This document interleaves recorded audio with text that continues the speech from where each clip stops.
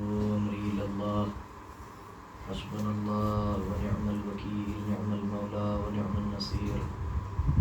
أعوذ بالله السميع العلي العظيم من الشيطان اللعين اللئيم الرجيم. بسم الله الرحمن الرحيم. الحمد لله رب العالمين بارئ الخلائق أجمعين. الصلاة والسلام على النبي الأمي العربي المكي المدني القرشي الهاشمي البطري الأبطئي الطهامي الدافع جيشات الأباطيل والدام غسولات الأزاليل المعلن الحق بالحق أبي القاسم محمد. اللهم صل على محمد وآل محمد وعجل على أهل بيته الطيبين الطاهرين المعصومين المظلومين المنتجبين المنتخبين الغر الميامين الذين أذهب الله عنهم الرجس وطهرهم تطهيرا.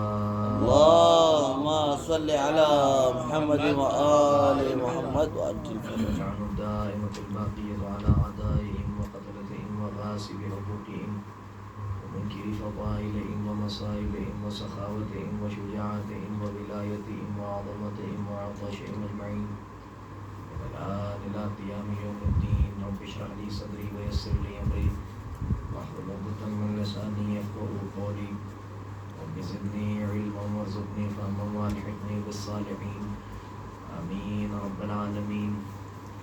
أما بعد فقد قال مولانا أبو عبد الله الحسين عليه الصلاة والسلام إنما خرجت لطلب الإصلاح في أمة جدي وأنا آمر بالمعروف وأنهى عن المنكر وأسير بسيرة جدي وأبي صلوات يا محمد. اللهم صل على محمد وآل محمد وعجل فرج.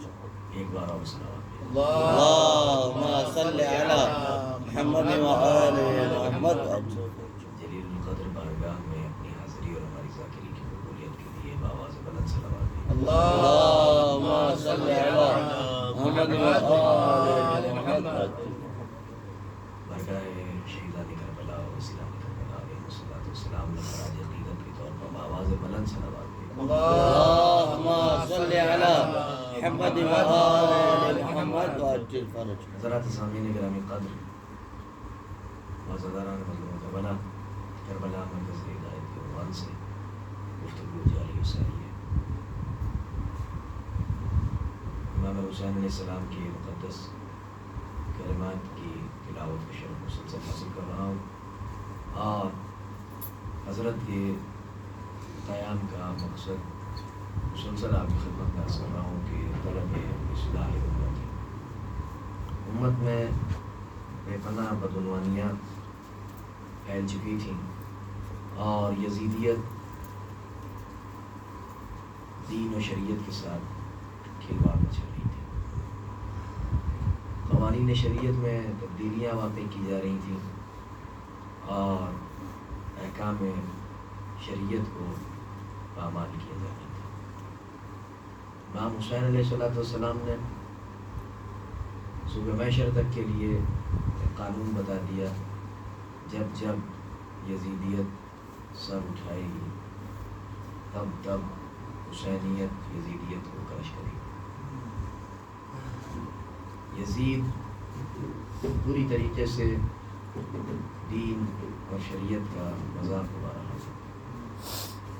سرکار ختمی مرتبت کے اس دنیا سے پردہ کرنے کے ٹھیک 50 برس کے بعد دین میں ایسی تبدیلیاں پیدا کر دی گئیں اور اتنا بے حس بنا دیا نظام صفیفہ نے عالم اسلام کو سنا دیا کہ جس کی وجہ سے یزید جیسا ایک شرابی، ایک زانی، نجس جانوروں سے کھیلنے والا تخت خلافت پا کے بیٹھا اور اس نے شراب کے نشے میں دھت ہو کر کھلم کھلا قوانین شریعت کو پامال کرنا شروع کر دیا. اور صرف یہی نہیں بلکہ اس نے وحی کا انکار کیا، نظام وحی کا انکار کیا. روح الامین کا انکار کیا، آیات قرآنی کا انکار کیا، شان رسالت کا انکار کیا، شان الوہیت کا انکار کیا، اور امامت و ولایت کا تو وہ منکر تھا۔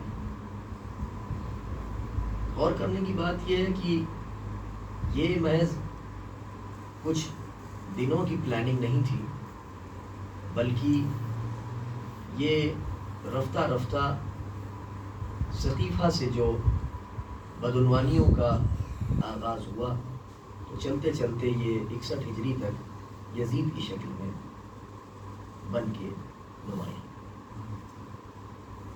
اور عالم اسلام کی بے حسی کا عالم یہ ہے، اگر سن 11 ہجری میں ہی جب دین و شریعت کے قوانین کو پامال کرنے کا آغاز ہوا تھا، اگر اسی وقت دنیا نظام خلافت و امامت و ولایت امیر المؤمنین علیہ الصلوۃ والسلام کے سائے تلے آ جاتی تو نہ کربلا واقع ہوتی، نہ حسین ابن علی علیہ الصلوۃ والسلام قیام کرنا پڑتا، نہ بے گناہ لہو بہتا، اور نہ کسی قسم کی اور ظلم و جور کی شکل نظر آتی۔ مقام افسوس یہ ہے کہ اس وقت بھی لوگوں نے حق کا ساتھ چھوڑ کے باطل کا ساتھ دیا، اور حق نے دین اسلام کے استحکام کے لیے خاموشی اختیار کی۔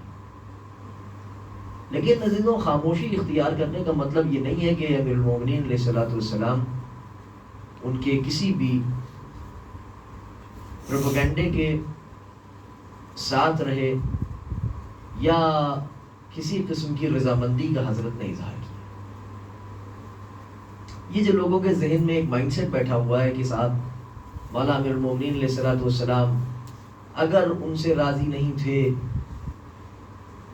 تو پھر آپ نے بارہا دربار خلافت میں جا کے دین و شریعت کے قوانین کو کیوں بیان کیا؟ اور ایک لفظ بڑا عام کیا جاتا ہے کہ صاحب حضرت علی علیہ السلام تو ان کے مشیر خاص تھے۔ حضرت علی علیہ السلام ان کے مشیر خاص نہیں تھے، حضرت علی علیہ الصلوۃ والسلام محافظ شریعت تھے۔ علی کا دربار خلافت میں جا کے صحیح بات بتانا اور احکام شریعت کو لاگو کرنا اور احکام شریعت کو لوگوں تک بتانا، لوگوں تک پہنچانا، کما حق کہوں جو رسول اکرم نے سیٹ آف رولز دیا تھا۔ اس بات کی دلیل نہیں ہے کہ معاذ اللہ نعوذ باللہ امیر المومنین علیہ الصلوۃ والسلام ان سے بہت خوش تھے یا ان کا ساتھ دے دیا تھا شروع میں، اگر تھوڑا بہت تنازعہ ہوا تو ہوا، اس کے بعد وہ تمام باتیں حضرت نے خاموشی اختیار کر لی اور کہا ٹھیک ہے جو جیسے چل رہا ہے ویسے چلنے دیا جائے۔ ایسا کچھ نہیں ہے۔ آپ اگر کتب تواریخ کا مطالعہ کریں گے تو آپ کو اس سے پتہ چلے گا کہ امیر المومنین علیہ الصلوۃ والسلام نے بارہا احتجاج کیا، اور احتجاج کرنے ہی کی ایک صورت تھی کہ جب دربار خلافت سے غلط مسئلہ بیان کیا گیا تب تک بارگاہ امامت نے آگے بڑھ کے دین و شریعت کی محافظت کی۔ 25 برس کی خاموشی علی ابن ابی طالب کی لوگوں نے سمجھی نہیں کہ تھی کیا اور کیوں تھی۔ امیر المومنین علیہ الصلوۃ والسلام کی خاموشی کا مطلب یہ نہیں ہے کہ حضرت نے کسی اعتبار سے بھی کوئی بھی مسئلہ ایسا ہوتا اور حضرت خاموش ہو جاتا، نہیں، جب دین و شریعت میں کوئی بات آئی تب امیر المومنین علیہ الصلوۃ والسلام تشریف لے گئے۔ یہاں تک کہ جنگیں جو ہوئی جن کے لیے لوگ سینہ تان کے کہتے ہیں کہ صاحب ان کی خلافت کے دور میں تو مملکت اسلامی اتنی پھیل گئی، اور ان کے دور خلافت میں مملکت اسلامی فارس تک پہنچ گئی، اور ان کی مملکت خلافت میں مملکت اسلامی قسطنطنیہ اور روم تک پہنچ گئی، اور ان کی دور حکومت میں اور دور خلافت میں صاحب اسلام کا پرچم یہاں اس بلاد میں پہنچا اور اس بلاد میں پہنچا اور اس جگہ میں پہنچا اور اس ملک میں پہنچا، اور یہاں کے لوگ اسلام کے پرچم تلے آ گئے اور وہاں کے لوگ اسلام کے پرچم تلے آ گئے. اور صاحب یہ تو تلوار کے زور پہ کیا کہتے ہیں دین اسلام کو منوا لیا ہوگا نا. میں آپ کی خدمت میں عرض کروں اگر تلوار کے زور پہ ہی دین اسلام کو پھیلانا ہوتا تو کائنات میں آپ اس بات کو ملاحظہ کرتے کہ کسی قسم کی کوئی جنگ ہوتی نہ عہد رسالت میں. سرکار ختمی مرتبہ تلوار اٹھاتے ہو, تلوار اٹھا کے کہتے کہ آپ چلو مانو یا نہ مانو, مانو گے تو ٹھیک ہے تم کو امان دے دی جائے گی, نہیں مانو گے تو تم کو قتل کر دیا جائے گا. اور وہ بھی محمد مصطفیٰ کے پاس علی جیسی طاقت ہونے کے بعد انہوں نے تلوار کا استعمال نہیں کیا, کردار کے ذریعے سے دین اسلام کو پھیلایا. اور لوگوں نے یہ سمجھ لیا کہ صاحب دین اسلام بالجبر دین اسلام کے دائرے میں کسی کو بھی لایا جا سکتا ہے. واضح قانون بنا دیا خداوند عالم نے کہ لن تجد لسنت اللہ تبدیلا, اللہ کے کسی بھی قانون میں کبھی کوئی تبدیلی نہیں واقع ہوگی. ایک اور دوسرا یہ کہ لا اکراہ فی الدین, دین میں کوئی جبر نہیں ہے. دین میں کوئی جبر نہیں ہے کا مطلب یہ ہے کہ تلوار کے زور پر دین کو منوایا ہی نہیں جا سکتا. یہ بات بالکل واضح ہے. اگر تلوار کے زور پر دین کو پھیلانا ہوتا اور اگر تلوار کے زور پہ ہی سب کچھ کرنا ہوتا تو یہ بہت پہلے ہو چکا ہوتا. نہ بدر ہوتی, نہ احد ہوتی, نہ حنین ہوتی, نہ اور کوئی جنگ ہوتی, نہ کچھ غزوات ہوتے, نہ کچھ سرایا ہوتے, کچھ نہ ہوتا. ایک بار بس ذوالفقار علی بے نیام ہوتی اور لائن سے سب کو تہہ تیغ کرنا شروع کرتی تو لوگ خود بخود خوف کے عالم میں آ کے دین اسلام کو قبول کرنا شروع کرتے تھے اپنے آبا و اجداد کے باطل دین کو چھوڑ کر. مگر نہیں, وہاں پر کردار ایسا بنا کے پیش کیا جا رہا ہے, ایسا کردار رکھا جا رہا ہے کہ سامنے والا کردار کو دیکھ کے سر نہیں گھوم جائے. آپ اندازہ لگانے کے لیے اندازہ لگانے. اور یہ جو فتوحات اسلامی ہوئی ان میں آپ دیکھ لیجئے جہاں جہاں دین اسلام کو تلوار کے زور پر پھیلانے کی کوشش کی گئی وہاں کی شکل دیکھ لیجئے اور وہ شکل دیکھ لیجئے جو دین تلوار کے زور پر پھیلا اس کی کیا حیثیت ہے اور اس کی کیا صورت ہے, اور وہ دین کے جو کردار کے ذریعے سے پھیلا اس کی کیا شکل ہے اور اس کی کیا صورت ہے. دونوں میں آپ کو زمین اور آسمان کا فرق نظر آئے گا. جو دین کردار کے ذریعے سے پھیلا وہ ادا خانوں میں نظر آتا ہے, جو دین تلوار کے ذریعے سے پھیلا وہ کبھی داعش کی شکل میں ابھر کے آتا ہے, کبھی طالبان کی شکل میں ابھر کے آتا ہے, کبھی القاعدہ کی شکل میں نظر آتا ہے, کبھی خارجیوں کی شکل میں نظر آتا ہے, کبھی دیگر نواسب کی شکل میں نظر آتا ہے کہ جو تلوار کے زور پر دین پھیلا گیا.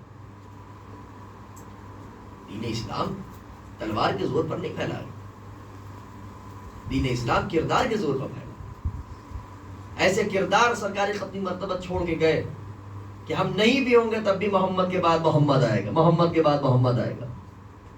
سرکار ختمی مرتبہ نے ابتدا میں ہی بیان کر دیا کہ محمد کے بعد محمد ہے, پہلا بھی محمد, اوسط بھی محمد, آخر بھی محمد, سب کے سب محمد. اور جیسا کہ میں نے کسی مجلس میں آپ کی خدمت میں اسی دوران مجالس میں نے عرض کیا تھا کہ محمد محمد ہے, چاہے وہ 6 مہینے کا ہو, سبحان اللہ سبحان اللہ, چاہے وہ 63 برس کا ہو, چاہے وہ 57 برس کا ہو, چاہے وہ 18 برس کا ہو, چاہے وہ 32 برس کا ہو, 34 برس کا ہو, چاہے وہ 19 برس کا ہو, جس عمر میں آپ دیکھیں گے محمد محمد نظر آئے گا. صلوات دیجیے محمد و آل اللہم صلی علی محمد و آل محمد وعجل فرج. سلسلہ محمدیت منقطع نہیں ہوا, سلسلہ محمدیت قائم و دائم ہے. صلوات دیجیے محمد و آل محمد. اللہم صلی علی.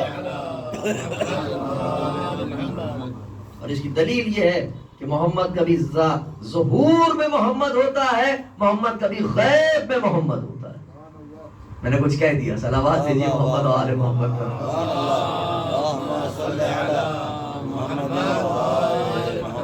محمد اگر عالم ظہور میں ہے تب بھی محمد ہے, محمد عالم غیب میں ہے تب بھی محمد.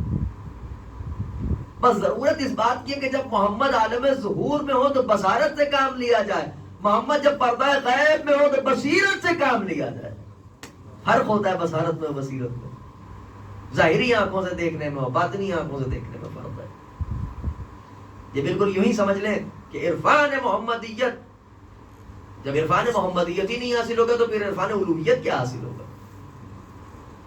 اس لیے کیونکہ دائرہ اسلام میں آنے کے لیے صرف لا الہ الا اللہ کافی تھوڑی ہے. لا الہ الا اللہ کے ساتھ ساتھ محمد رسول اللہ کا بھی تو اقرار کرنا ہے. بھائی جس نے لا الہ الا اللہ کا کلمہ پڑھوایا اگر اس کی رسالت ہی کا نہ اقرار کیا تو پھر کیا اقرار کیا. کچھ کہنا چاہ رہا ہوں میں آپ کو.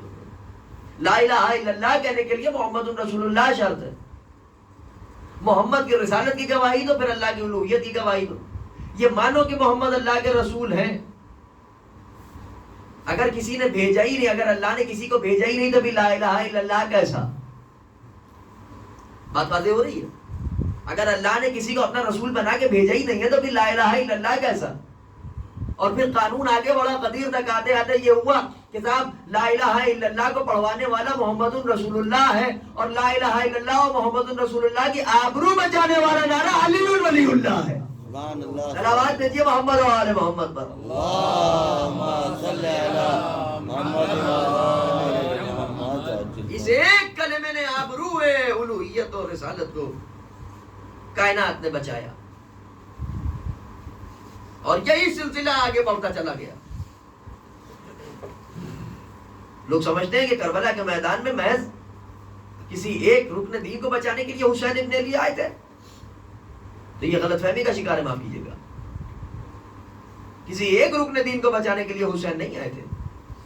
اجمالی طور پر تمام ارکان دین جو اس وقت پناہ میں تھے امامت کی،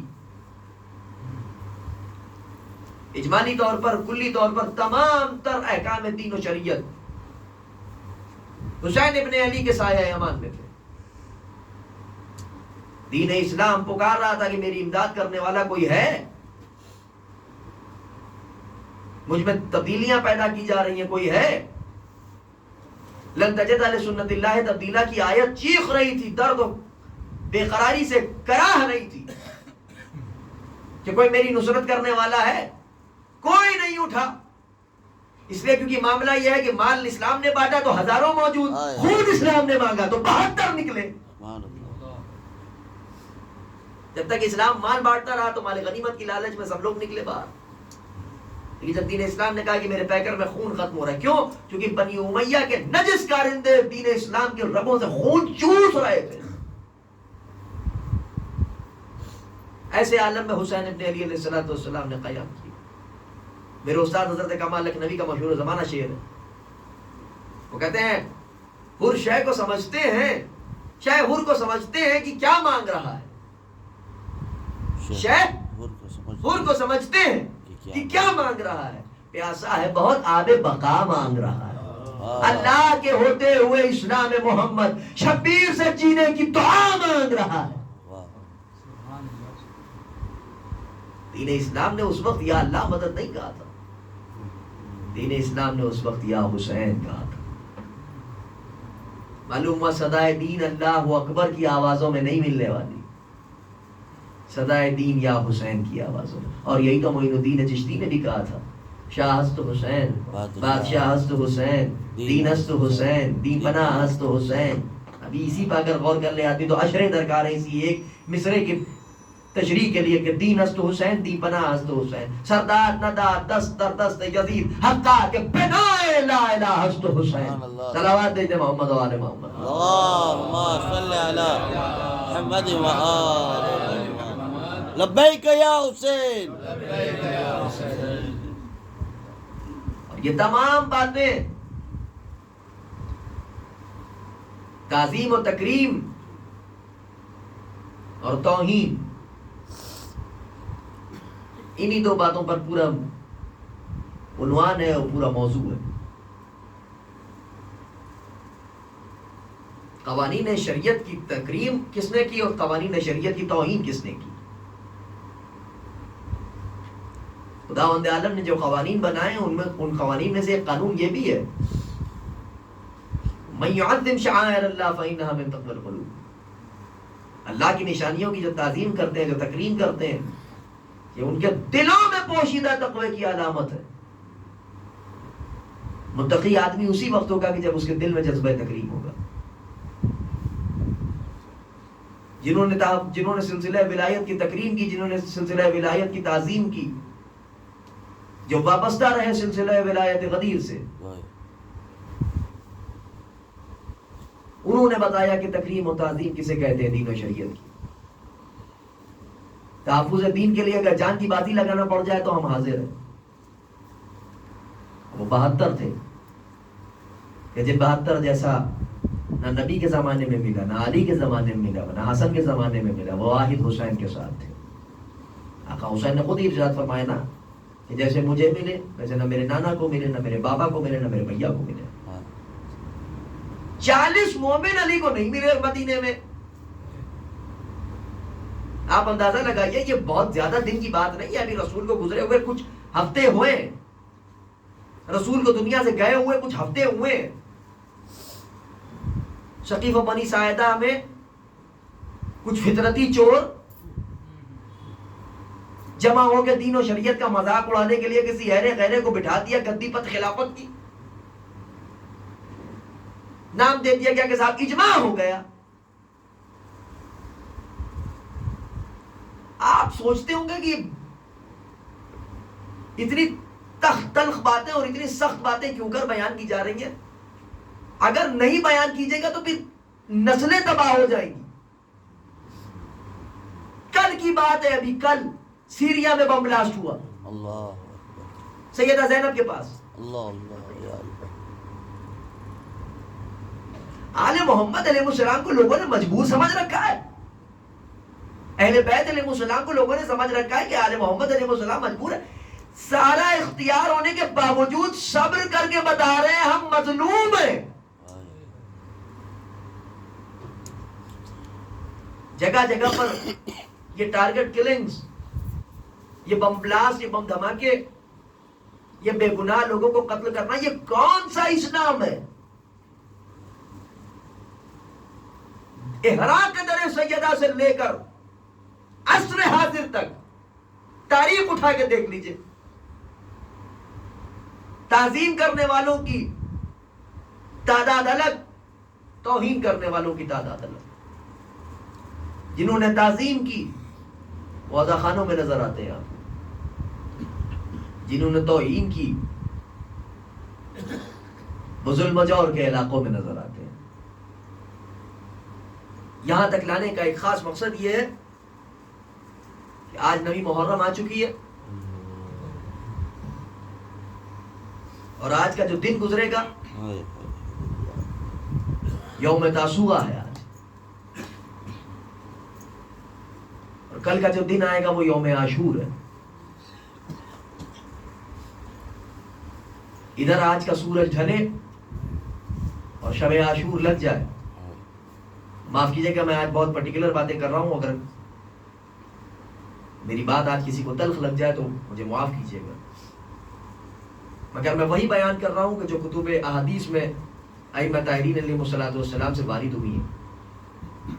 آداب روز عاشور کو خدا کے لیے فراموش نہ کیجیے۔ آپ بزنس مین ہیں، بہت اچھی بات ہے، بہت اچھے بزنس مین ہیں آپ، اچھی بات ہے۔ آپ بزنس ٹائکون ہیں، آپ دولت میں کھیل رہے ہیں، ڈالر کے بستر پہ آپ سوتے ہو، بلینز اور ٹریلینز میں آپ کا کیا کہتے ہیں بینک بیلنس چل رہا ہو، سب اپنی جگہ پہ، لیکن شب عاشور اور روز عاشور یہ سوچ کے شام غریبہ تک یہ سوچ کے عزادار بن کے رہیے کہ یہ جو کچھ بھی ہے ساری شان و شوکت حسین ابن علی کے صدقے میں ہے۔ بے شک خدا کے لیے شب عاشور لگ جائے تو ٹنچ ہو کے نہ نکلیے گا گھر سے۔ آج دن ڈھلے، سورج ڈوبے، بالوں میں کنگھی نہیں آنا چاہیے، آستینیں چڑھی ہوں، گریبان چاک ہوں، سیاہ لباس میں ملبوس رہیے، پا برہنہ رہیے، سر برہنہ رہیے۔ 9 دن محرم آپ کے دوش پہ آبا نہیں آئی ہے تو 10ویں محرم کو بھی آپ کے دوش پہ آبا نہ نظر آئے۔ ساری مومنیت روز عاشور دکھانے کی کوشش نہ کیجئے کہ آپ بہت بڑے متقی اور پرہیزگار ہیں۔ لباس سے تقویٰ اور پرہیزگاری نہیں آیا ہوتے، شاید آپ میری بات کی تائید کریں۔ یہاں بزرگ ہمارے تشریف فرمائے جو بیٹھے ہوئے ہیں، آپ پوچھئے ان بزرگوں سے، آج سے 30 برس پہلے، 25 برس پہلے، خود میری عمر 28 برس ہے، 28 برس پہلے چلیے آپ، شب عاشور اور روز عاشور کے آداب ہوتے تھے کہ نہیں آداب ہوتے تھے؟ علماء و ذاکرین بیان کرتے تھے کہ نہیں بیان کرتے تھے مساجد میں اور امام بارگاہوں میں کہ روز عاشور اور شب عاشور کس انداز سے رہا جائے؟ یا آپ کون سی تبدیلی پیدا کرنا چاہ رہے ہیں دین شریعت میں کہ شب عاشور اور روز عاشور خاص طور پر آپ کے سر پہ ٹوپی آ جاتی ہے؟ یہ کون سی آپ دین و شریعت کی ساخت لے کے چل رہے ہیں؟ کتب احادیث اٹھا کے دیکھیں، یا تو ان حدیثوں کو دریا برد کر دیجئے، جلا دیجئے ان کتابوں کو جہاں پر یہ حدیثیں آئی ہیں کہ روز عاشور اور شب عاشور کس طرح سے رہنا ہے۔ سال بھر آپ ہماری آنکھوں اور سلامہ سے کام لیتے ہیں، عین روز عاشور آپ کو سلام سوچتا ہے۔ اللہ اللہ، ہائے ہلو کرنے کے لیے پورا سال آپ کے پاس پڑا ہوا ہے۔ آداب عاشورہ میں یہ ہے کہ روز عاشور کسی کو سلام نہیں کیا جاتا ہے۔ اب آپ کہیں گے سلام کرنا تو قانون شریعت ہے، قرآن میں حکم ہے کہ مومن مومن سے ملے تو سلام کرے۔ سلام نہ کرنے کی بھی ایک وجہ ہے کیونکہ روز عاشور ہمارے مولا و آقا کو کوئی سلام کرنے والا نہیں تھا۔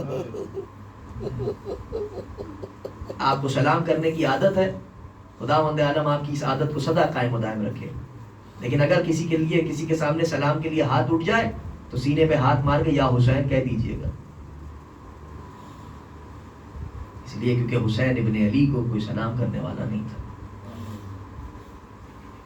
معاف کیجئے گا میری باتیں کچھ شاید تلخ ہو گئی ہوں، لیکن میری شرعی ذمہ داری ہے اور عقیدت کی مجبوری ہے کہ میں یہ باتیں آپ کی خدمت میں عرض کر رہا ہوں۔ اس لیے کیونکہ ادھر کچھ سال سے محسوس کر رہا ہوں میں کہ ہر جگہ تقریباً یہ ہو رہا ہے کہ کچھ ایسے خاص قسم کے افراد ہوتے ہیں کہ جو شب عاشور اور روز عاشور کے احکام کو پوری طریقے سے پامال کر رہے ہیں۔ سال بھر ان کو پسینے کی بو نہیں محسوس ہوتی ہے، عین روز عاشور ان کو عطر لگانا ضروری ہے، پرفیوم لگانا ضروری ہے۔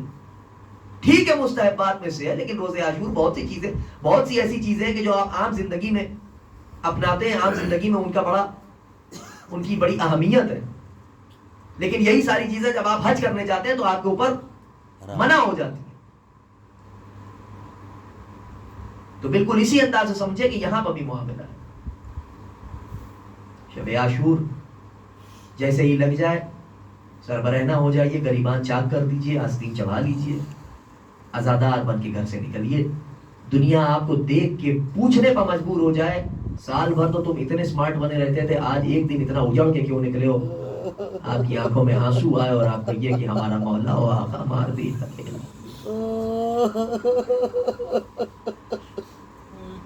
بڑی وزنی قیمت چکائی ہے حسین ابن علی نے دین کو بچانے کے لیے، اور اس سب سے بڑی قیمت کا نام علی اصغر ہے۔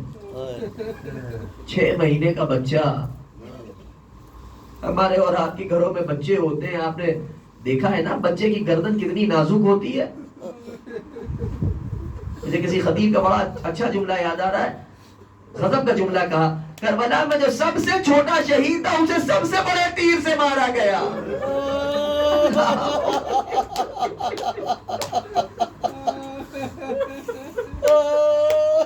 جو سب سے چھوٹا شہید تھا اسے سب سے بڑے تیر سے مارا گیا۔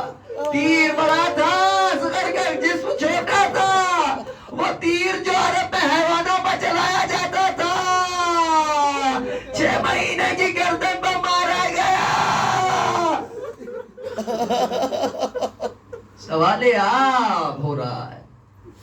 آقا حسین نے فرمایا کہ میرے بچے کو پیاس لگی ہے، کیا یہی دین کا قانون تھا کہ اگر بچہ پیاسا ہو تو اسے پانی کے بدلے تیر مارا جائے؟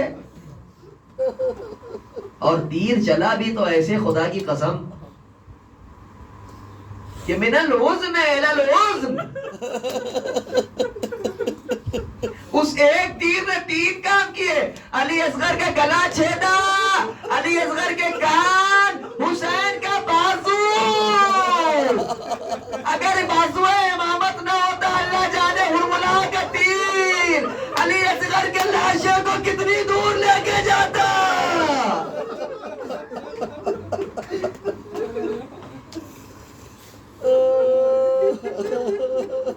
یہ زخم نہیں، شکل زندگانی ہے، ہمارے اصغر بشیر کی نشانی ہے۔ 6 مہینے کا بچہ حسین کے ہاتھوں پر۔ آپ مسلسل مسائل سوال فرمائیں گے، میرا وقت تمام ہو رہا ہے، آقا حسین میدان میں لے کے گئے، سوال آپ کیا، نشانہ تاک کے تیر مارا، خدا لعنت کرے عمر سعد ملعون پر. اس نے کہا آئین آئین حرملہ اتنا کلام الحسین، حسین کے کلام کو قطع کر دے. اب جو تیر چلا بچے کے گردن پر لگا، بچہ رویا نہیں، مسکرا دیا. آقا حسین نے چلو میں اپنے حسین علی اصغر کا خون لیا. ایک جملہ کہوں، آپ بہت روئیں گے انشاءاللہ. ایک جملہ کہوں، علی اصغر کی پیاس اس حد تک پہنچ چکی تھی کہ جسم سے ایک چلو خون صرف نکلا.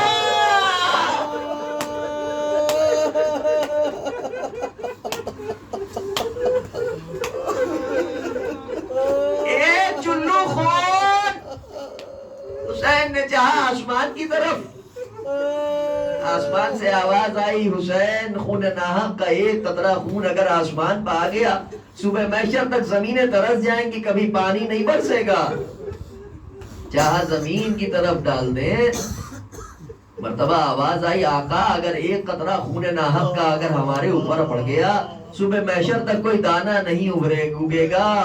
انکار آسمان کو ہے، راضی زمین نہیں. اصغر تمہارے خون کا ٹھکانہ کہیں نہیں. حسین نے علی اصغر کے خون سے وضو کیا، آواز دی صبح محشر اسی شکل میں نانا سے ملوں گا. علی اصغر کا لاشا لے کے خیموں کی طرف بڑھے. کل آپ اعمال عاشورہ انجام دیں گے. میری گزارش ہے خدا کے لیے اعمال عاشورہ زیر آسمان انجام دیجئے گا. اس لیے کیونکہ اعمال عاشورہ چھت کے نیچے انجام نہیں دیا جاتا ہے، زیر آسمان انجام دینے کا حکم ہے. عزادار بن کے رہیے گا. ماتھے پہ آپ کے خاک کربلا رہے، خاک میں آپ آلودہ ہو کے رہیں. روز عاشور آپ کسی قسم کی کوئی سجاوٹ اور بناوٹ بنا کر کے نہ نکلیے گا. حسین کے عزادار بن کے اجڑ کے نکلیے گا. بڑا نقصان ہوا ہے آپ کا. جس کا نقصان ہوتا ہے وہی اس شکل میں نکلتا ہے. آپ 7 مرتبہ آگے بڑھتے ہیں، 7 مرتبہ پیچھے ہٹتے ہیں. آپ کو معلوم ہے یہ اس وقت کی تاثیر ہے جب آپ کا مولا و آقا علی اصغر کے لاشے کو لیے ہوئے خیمے کی طرف جا رہا تھا، پھر بدل کے آ رہا تھا. 7 دفعہ آگے بڑھے، 7 دفعہ پیچھے ہٹے. در خیمہ بان کے کہا رباب علی اصغر کو لے آئے. علی اصغر سے پہلے، رباب سے پہلے سکینہ آ گئی. ایک سوال کیا، بابا میرے بھیا کو پانی پلا دیا؟ حسین نے جواب کچھ نہ دیا. رباب آگے بڑھی، زینب آگے آئی. زینب نے بھائی کا چہرہ دیکھ کے سمجھ لیا. زینب نے رباب کا بازو تھاما، سکینہ کو پہلو سے لگایا. ڈرتے ہوئے ایک مرتبہ چوبا کا دامن الٹا، من کا ڈھلا دے گا. ماں نے چیخ کے کہا یا بنیا امثلک ینہر. ارے میرے لال کا تجھ جیسے بھی ذبح کیے جاتے ہیں. آخری جملہ سننے عزیزانو، مجھے معاف کیجئے گا 2-4 منٹ شاید زیادہ ہو گئے، مجھے معاف کیجئے گا، مگر میں کیا کروں، میں اس مصیبت کے پہلو کو بیان نہیں کروں گا. ایک بے قراری رہے گی، 2-4 آنسو زیادہ نکل جائیں گے تو آپ کا وقت ضائع نہیں ہوگا. جناب سیدہ آپ کو اجر عظیم عطا کریں گی. حسین پشت خیمہ پہ گئے، ذوالفقار سے قبر کو تیار کرنا شروع کیا. قبر کھودتے جاتے تھے، یہ کہتے جاتے تھے علی اصغر کے لاشے سے، میرے لال میرا جسم گھوڑوں کی ٹاپوں کو برداشت کر لے گا. علی اکبر کا جنازہ گھوڑوں کی ٹاپیں برداشت کر لے گا. عباس کا لاشا گھوڑوں کی ٹاپیں برداشت کر لے گا. میرے بچے تو اتنا چھوٹا ہے، میرے جسم پر گھوڑوں کی ٹاپ. اسی اسنا میں کسی کے رونے کی آواز محسوس کی. دائیں بائیں جانب دیکھ کے اب جو متوجہ ہوئے دیکھا ذوالفقار رو رہی ہے. کہا ذوالفقار کیوں کریا کر رہی ہے؟ کہا آقا آپ کی اماں ہر جنگ کے بعد جب میں آتی تھی مجھے صاف کر کے کہتی تھی ذوالفقار تو میرے حسین کی غربت کی ساتھی ہے. مولا یہ نہیں معلوم تھا اتنا بڑا امتحان. قبر تیار ہوئی. آخری جملے، علی اصغر کو قبر میں رکھا، علی اصغر کو قبر میں رکھا. آپ کو معلوم ہے ہمارے اور آپ کے گھر میں بچے ہیں نا، اکثر و بیشتر آپ نے جو صاحبان اولاد ہے بہت گریا کریں گے، صاحبان اولاد ہیں، آپ نے محسوس کیا ہوگا جب کبھی آپ کا بچہ تیار ہوتا ہے تو آپ ہمیشہ اپنے بچے کو دیکھ کے یہ کہتے ضرور ہوں گے آج میرا بچہ روزانہ سے زیادہ کتنا حسین لگ رہا ہے، کہتے ہیں نا آپ، یہ فطری بات ہے۔ حسین ابن علی نے جب علی اصغر کو لحد میں رکھا، ایک مرتبہ علی اصغر کو خون میں نہایا دیکھ کے لحد نے آواز دی میرے لال تو خون میں نہا کے کتنا حسین لگ رہا ہے، یہ در نجف ہے، ابھی یاقوت بنے گا، جس جھولے میں کھیلا تھا وہ تابوت بنے گا۔ ایک مرتبہ امیر روح انقلاب علامہ عرفان نظر آتی کہتے تھے کہ آقا حسین نے ایک مرتبہ کربلا کی جلتی ہوئی ریت لی، علی اصغر کو دفن کرنا شروع کیا، بس سنیے عزیزوں گفتگو تمام کر دی میں نے، اور کربلا کی جلتی ہوئی خاک اٹھائی علی اصغر کے ننھے ننھے پیروں پر ڈالی، پھر کربلا کی جلتی ہوئی خاک اٹھائی علی اصغر کے پیروں گھٹنوں پر، اور خاک اٹھائی علی اصغر کے زانوں پر، پھر خاک اٹھائی علی اصغر کے شکم پر، پھر خاک اٹھائی علی اصغر کے سینے پر، جب چہرہ رہ گیا حسین جیسا صابر چیخ مار کے رویا، ارے میرا بچہ، ارے میرا پھول، آئے میرا شہزادہ، اصغر کے چہرے پر خاک۔ دنیا کا اصول ہے دفن کے بعد قبر پر پانی ڈالا جاتا ہے، مگر پانی کو تھا نہیں، علی اصغر کی قبر کو آنسوؤں سے تر کیا، ارے میرا لال، ہائے میرا شہزادہ،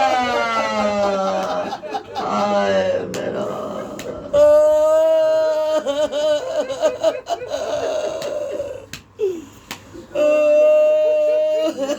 میرا اصغر کا